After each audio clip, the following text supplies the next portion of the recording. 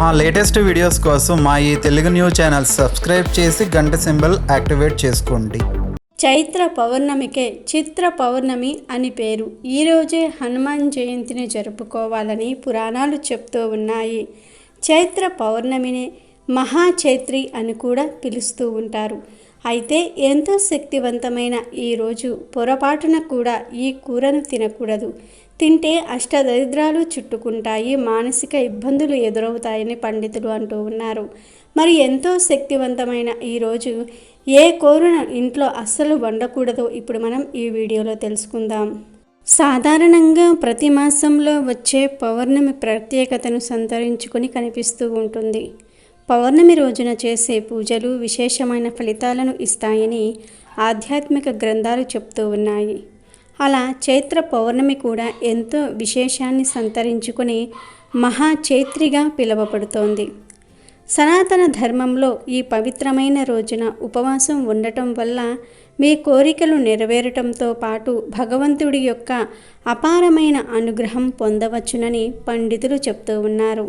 ఈరోజు చంద్రుడికి ప్రత్యేక పూజలు చేయటం వల్ల విశేష ఫలితాలు వస్తాయని భక్తుల నమ్మకం. తెలుగు సంవత్సరంలో చైత్ర మొదటి మాసం కాబట్టి ఈ నెలను చాంద్రమాసం అని కూడా అంటారు. పురాణాల ప్రకారం చైత్ర పూర్ణిమ రోజు శ్రీ మహావిష్ణువుకు భక్తి శ్రద్ధలతో పూజలు చేయటం వల్ల ఆ భగవంతుని ప్రత్యేకత అనుగ్రహం పొందుతారు. ఈ పవిత్రమైన రోజున చంద్రుడికి సంబంధించిన వ్రతం చేయటం వల్ల కోరిన కోరికలు నెరవేరుతాయి. అంతేకాదు ఈరోజు పేదవారికి దానం చేయటం ద్వారా చంద్రుడు ప్రసన్నమవుతాడని నమ్ముతూ ఉంటారు. ఈరోజు ఉదయాన్నే గంగా నదిలో లేదా పారుతున్న నీటిలో స్నానం చేయటం వల్ల ప్రత్యేక ఫలితాలు లభిస్తాయట. ఈ రోజున తులసి స్నానం చేయటం ద్వారా శ్రీ మహాలక్ష్మీదేవి అనుగ్రహిస్తుందని చాలామంది విశ్వాసము. చైత్ర పూర్ణిమ నాడు హిందూ పురాణాల ప్రకారం ఈరోజు నియమనిష్టలతో పూర్తి భక్తి శ్రద్ధలతో ఉపవాసం ఉంటే పాపాలన్నీ కూడా పోతాయి. ఈ రోజున పేదలకు దానం చేయటం వల్ల మంచి ఫలితాలు వస్తాయి. ఈ రోజున శివ పార్వతుల కళ్యాణాన్ని జరిపించటం మంచిదని ఆధ్యాత్మిక గ్రంథాలు స్పష్టం చేస్తూ ఉన్నాయి. శివ పార్వతుల కళ్యాణోత్సవాన్ని తిలకించిన పాపాలు పటాపంచలై పుణ్యఫలాల రాశి పెరుగుతుందని అంటూ ఉన్నారు. దోషాలు తొలగిపోయి సుఖ సంతోషాలతో కూడిన జీవితం లభిస్తుందని చెప్తూ ఉంటారు.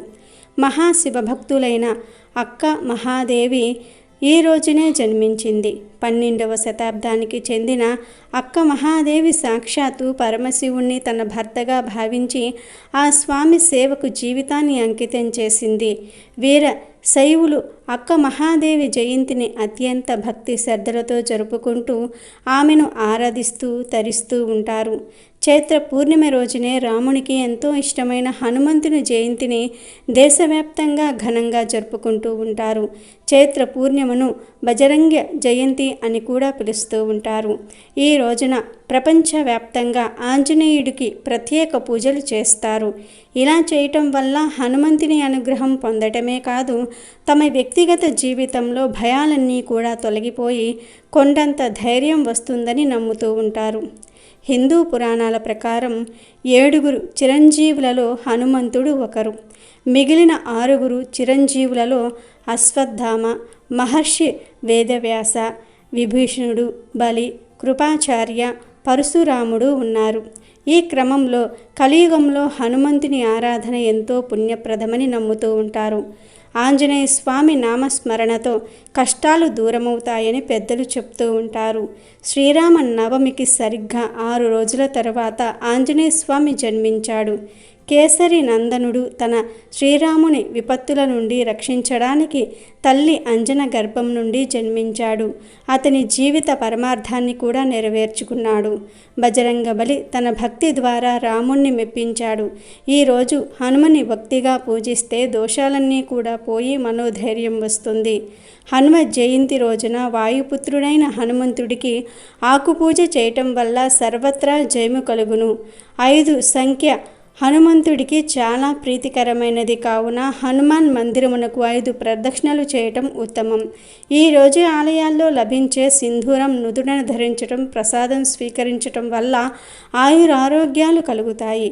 హనుమాన్ చాలీసా పారాయణం చేసి అరటి పండ్లు, మామిడి పండ్లు నైవేద్యం పెట్టటం వల్ల స్వామి యొక్క అనుగ్రహం కలుగుతూ చైత్ర పౌర్ణమి నుండి వైశాఖ బహుళ దశమి వరకు గల మండలం రోజుల పాటు ప్రతిరోజు 1, 3, 5, 11 లేదా 41 సార్లు హనుమాన్ చాలీసా పారాయణం చేయటం వల్ల విశేషమైన ఫలితం కలుగుతుంది.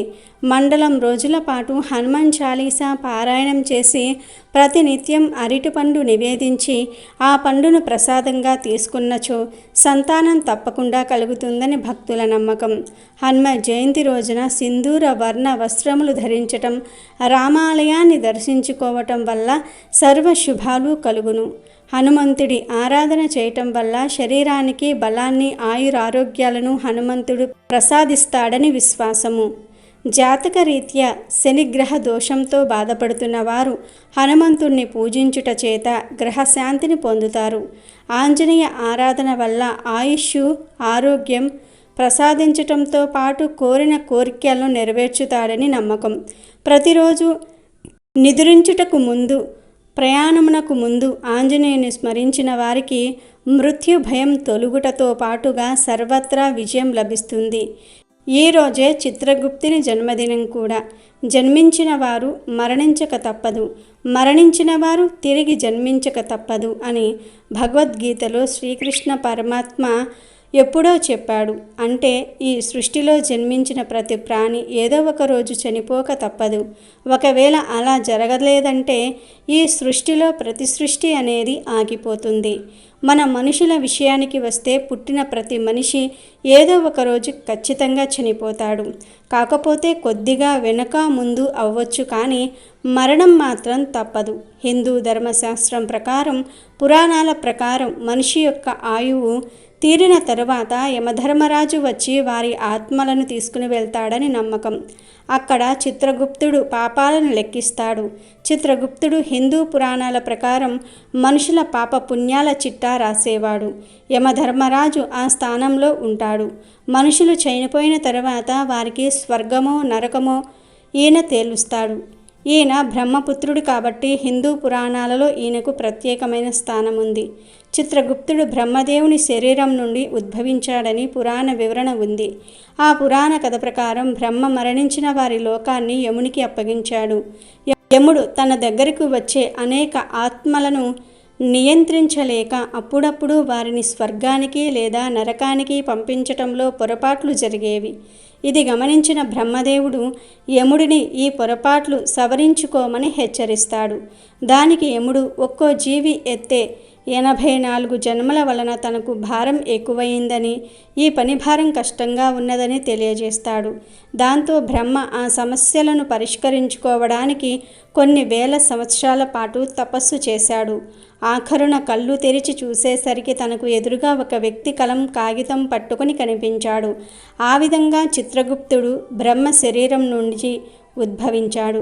అతను యముని దగ్గర పాప పుణ్యాలు లెక్కలు వేస్తూ ఎంతో సహాయకారిగా ఉంటాడు. ఈ రోజును చైత్ర శుద్ధ పౌర్ణమి చిత్రగుప్తుడికి అంకితమిచ్చారని పురాణాలు చెప్తూ ఉన్నాయి. ఈ మహా చైత్రి రోజు కొద్దిగా పూజ చేసినగా ఇవ్వండి. రంగురంగుల వస్త్రాన్ని చిత్రవర్ణ వస్త్రం అంటారు. చిత్రవర్ణంలో ఉండే వస్త్రాన్ని ఈరోజు దానం ఇస్తే మీకు ఉన్న జాతక దోషాలు తొలగిపోతాయి.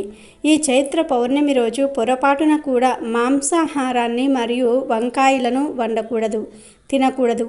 ఇంట్లో ఆడవారు ఈ మహా చైత్రి రోజు ఈ జాగ్రత్త పాటించాలి. అలాగే ఆకుకూరలలో ప్రధానమైనటువంటి తోటకూరను కూడా ఈరోజు తినకూడదు.